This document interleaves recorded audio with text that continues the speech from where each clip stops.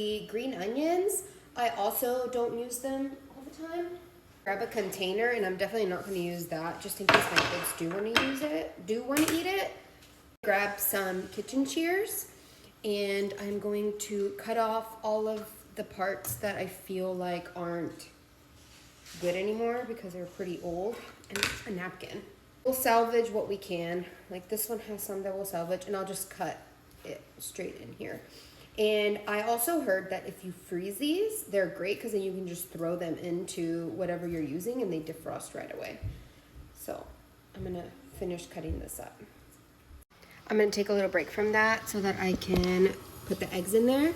My dad used to tell me that the trick to doing a really good poached egg is to put vinegar in water, but I'm not gonna do that because I'm putting it right in the broth. But he would tell me to spin it around like this.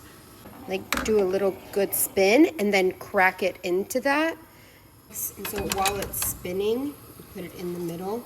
I think it just helps it all kind of group up together. I mean, I'm assuming that's the science behind it.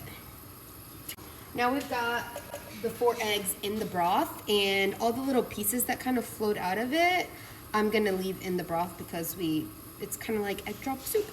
I got impatient, so I'm just gonna group them all together and do this. I'm pretty much going to be the only one eating them, and I don't mind big chunks of it, so. Okay, yeah, this is a lot faster than what I was doing. I actually prefer bigger chunks of it. I love green onion. All right, so I have the tops already cut off, and then I do like the bottoms not to put into soups and stuff, but I am going to cut those and save them. I'll cut the gross part off. And there we go. I'll put these in a little Ziploc bag, and I'll save those to use them for something else. And that is how I keep my kitchen sane. I meal prep as I cook meals, and so now I get to use this for this meal, but then I will have all of this stuff prepped for dinner or for lunch the next couple of days, and whatever I don't use, I can just freeze. Even these.